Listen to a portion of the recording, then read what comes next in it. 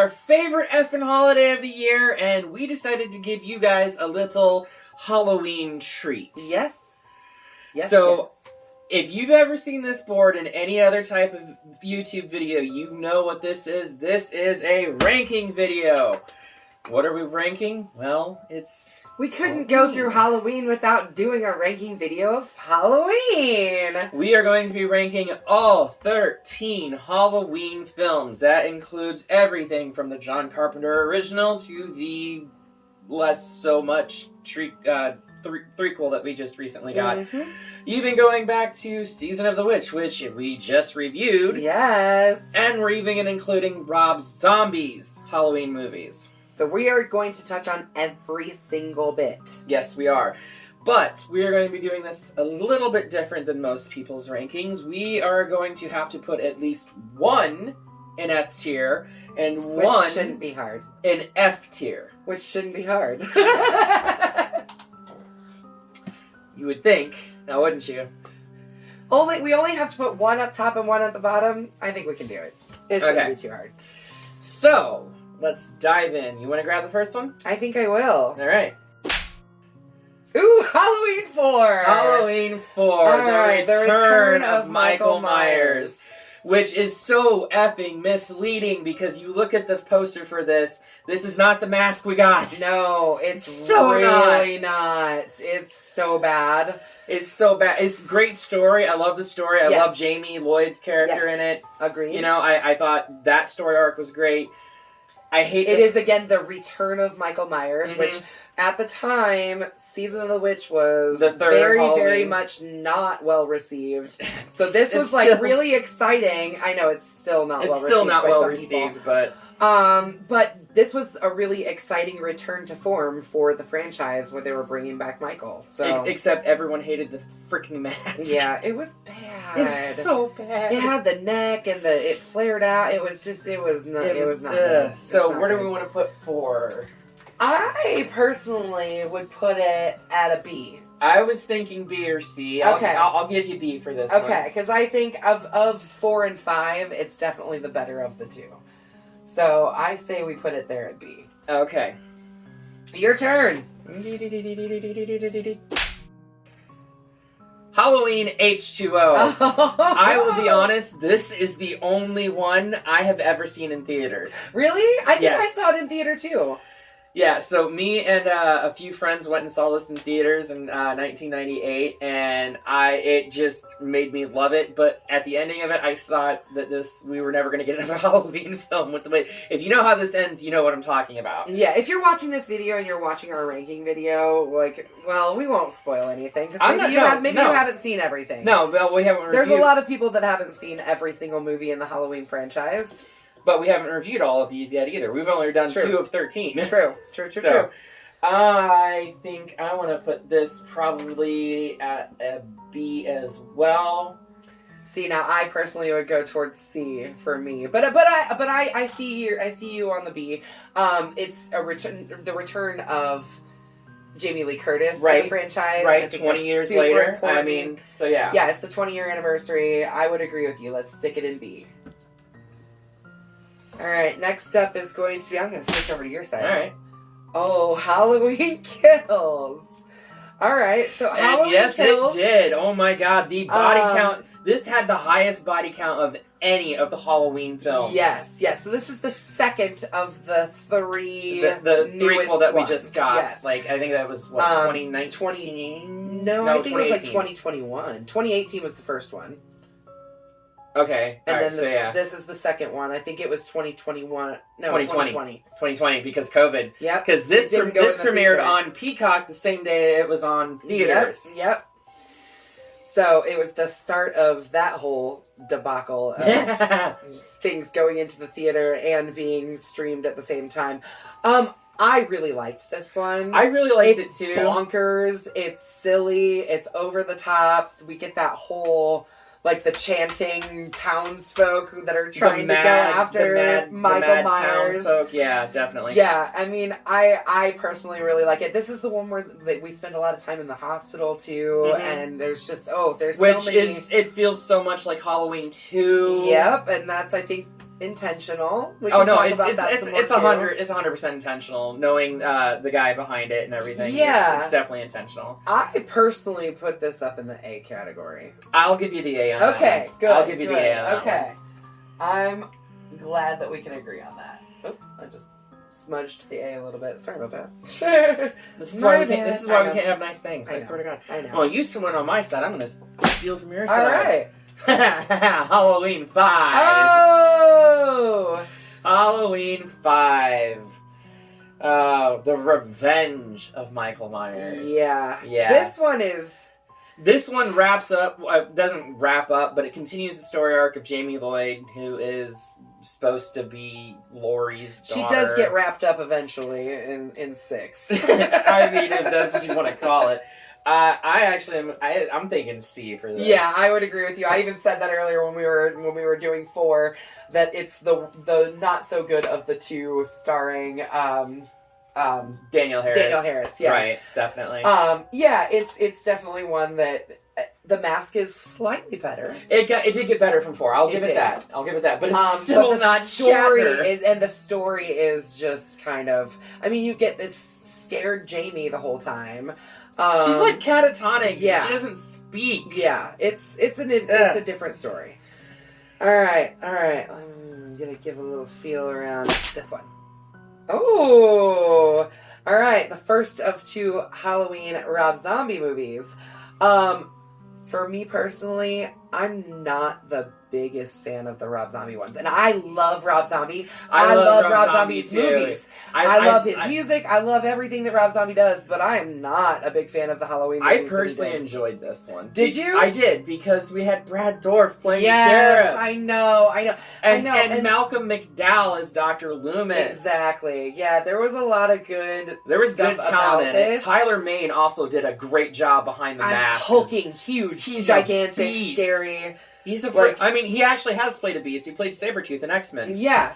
So. He's a big man. I personally want to stick this at C level. I will give you C, because I would put it at B, but okay. I'll give you C. All on right, that. cool.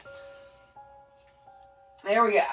Evil has a destiny. What is the destiny? Tell us, Loomis. Yeah. Tell us, Rob. What else can you expound upon? I'm feeling this one right here, which is Halloween Resurrection. Oh, man. I wanted to like this so bad, but you have Busta Rhymes and Tyra Banks. Oh, and their characters are so fucking weird, too. Like, Busta Rhymes especially, with his whole, like, Taekwondo, Kung Fu, gonna beat up Michael Myers. But he doesn't actually realize that it's the real Michael Myers. Like, he thinks it's somebody else. I don't know. That whole scene is just bonkers. The problem that I have with this is, and mind you, this whole franchise has a very convoluted timeline. Yes, very. But this is what makes this timeline specifically the one that follows H2O. Yeah. Which would be Halloween 1 to H2O, then this one. But I hated this one because the Scream Queen, the final Scream Queen, dies in the first 10 minutes of the film. So we're not. Sorry if you haven't seen that, but I mean, we are talking like 20 years. So yeah, if you haven't seen it, watch it. I want to put this in F. Honestly, this is one of the worst ones in the series. I would agree with you. It's not good. There's so many cheesy parts of it, and it's just... I really wanted to like it because it did have Jamie Lee Curtis in it. Yeah, but then we also got this, whole weird storyline that, somehow brought Michael back because she didn't really chop his head off at the end of the last film. No, that was just the studio wanting to capitalize on more Halloween films. I know, and it makes me wonder what's going to happen after they put Michael through the... whatever at the end of Halloween ends, how they're going to bring him back. They're going to bring him back. I'm calling it right now. The presence is going to shift into Corey. Corey didn't die at the end of Halloween Ends. It's going to shift into Corey. Okay. Interesting. That's my theory. Halloween Ends is... watch me pull this one up right now. Nope. Halloween 3, Season of the Witch. This one goes in A tier for me. It is one of my favorites. I would put it in A tier as well because while it has nothing to do with the overall arcing theme it really of doesn't. the It has nothing to do Halloween with Michael franchise, Myers. it's a good standalone Halloween story. It is, for sure. The story is great. The it's funny in some ways. The only problem that I did have with it is apparently everybody in the fucking country wanted one of 3 masks made by one single manufacturer. Yeah. Yeah, that is a little bit far-fetched. But, I mean, you gotta have a story somewhere, right? And the whole stealing of Stonehenge. I'm still trying to figure that one out. I think they're still trying to figure it out, too. But I'm still gonna put this one up here in A tier because it's such a good story. It's so fun. It's a great place to bring in for Halloween. Where am I going? I don't know. There's 6 left. I keep pulling the lame ones. Yeah, you do. Halloween 6, The Curse of Michael Myers, where we get the Thorn Society.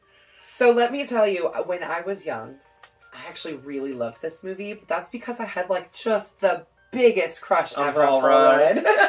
So if you don't know, this is Paul Rudd's first major film. Motion picture action film. It wasn't supposed to be. This was supposed to be released directly on video, and Clueless was supposed to be his major motion picture debut. Okay. But they opted to put this in theaters, so this is officially Paul Rudd's first motion picture.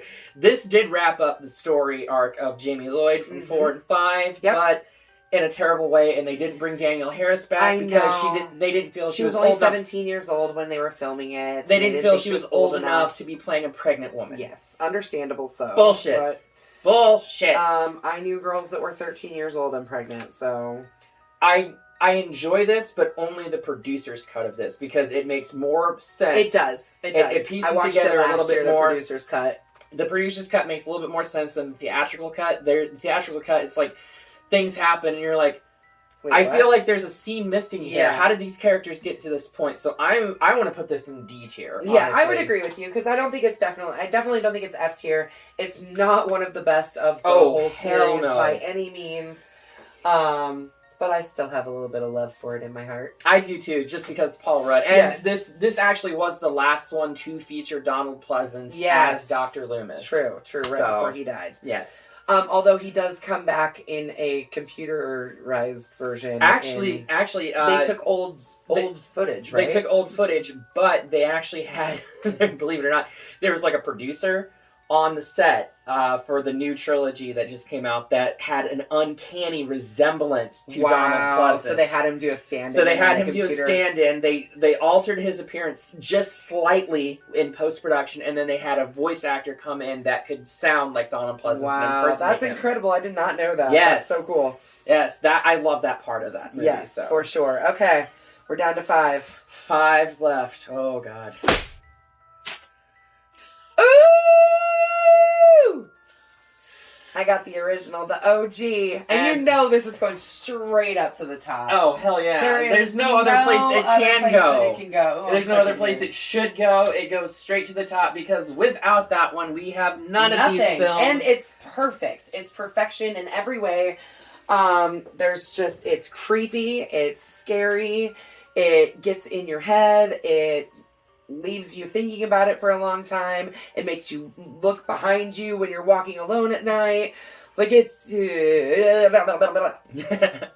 all I can say about it. John Carpenter definitely did an amazing job on a minuscule budget with that film. He had about $300,000. Yeah. 175 of that $300,000 went to 2 brand new Panavision Glide cameras. So they had that steady cam shot going through the house and everything at the opening sequence. Yep. And I believe a good chunk of it also went to Donald Pleasance to pay his salary, which he had a 5-day shoot on that film. Yeah.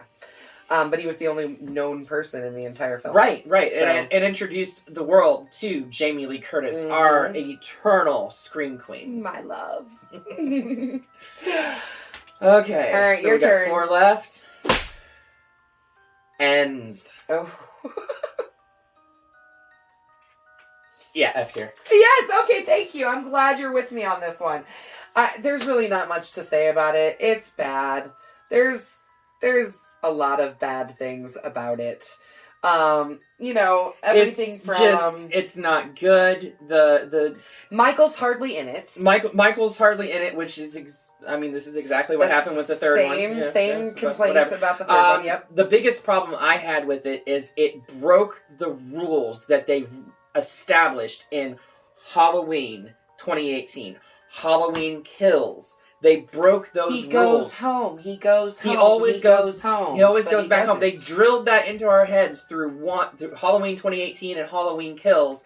And this one, he's hiding in a fucking sewer for 4 years. I don't know why they did what they did to this character, but he deserved so much better. And yeah, I agree with you. It's a shit movie. All right, my turn. Oh, see, look at me. I get to get both Rob Zombie ones. Check me out. Oh, man. I would like to put it in the C, but I think it's probably more of a D. I do not like where they went with the lore and trying to explore back farther into Michael's past. I didn't like the theatrical cut of this. The director's cut, or the unrated version of this, has a little bit of a better ending, in my opinion, but I did not like the way it, like, the whole messed up lore, like you said, and, like, it just, I think Rob Zombie overcomplicated it. Yeah, he did. I would agree with you. Yeah, I'm gonna put that in D. I am happy to put that in D tier. The only thing that I do love about this movie, there is a joke within the first, 10 minutes. It's the coroners. They're driving with Michael in the back of the van. And, he makes a joke, something about jelly and jam. It's definitely something that I cannot say on YouTube. But, it's hilarious, and I tell that joke kind of often. Of course you would. All right, so what's left? I think I know what's left. We have 2 and Halloween 2018. Halloween 2018. Well, let's see if... Which one do you get? 2018. All right. I really liked this one, actually. I thoroughly enjoyed this one. Yep. I thought it was a return to form after the bullshit that we got with the Rob Zombie films. It was definitely better than Resurrection, by far. Absolutely. I think it might have even been better than H2O, in my opinion. Yep. So I want to give this A tier. I would agree with you. I think A tier is a good spot for it. Yeah, it was a good movie. I like the way that it had a retro feel to it. Yes. It still had the look of the original feel to it. And I think without it being I think a lot of that has to do with the attention to detail that they had in that film by trying to recreate as faithfully and age it as best as they could. Yeah. The William Shatner Michael Myers mask. Yeah, I from thought the original. Mask was fantastic. Oh, it's just beautiful. Yeah, absolutely. Fucking beautiful. The mask in all 3 of them was just perfection. Well, that only leaves one left, and we know exactly what one that one is. Yeah, we sure do. And Alright, me personally, I don't really like this movie that much. I did. Did you? I did. I loved it. I loved it. See, I loved me, it. I'm saying, C level, personally, for me. I was thinking B. Okay. Why don't we stick it somewhere in the middle? Yeah, fuck it. Give it a middle spot. Yeah, because I personally, I don't like where they take the lore. You mean Laurie's his sister? Laurie being his sister. And honestly, that was the one big gripe that John Carpenter had with it, is it should have made it that way. He never should have made Laurie Michael's sister. It's not a bad movie at all. Mm-hmm. Especially in comparison to some of the other little stinkers that we've got in this list. And I knew this. You didn't know this. We just did horror movie trivia a few nights ago. Yes! And one of the questions was, what horror movie franchise did Dana Carvey get his start in?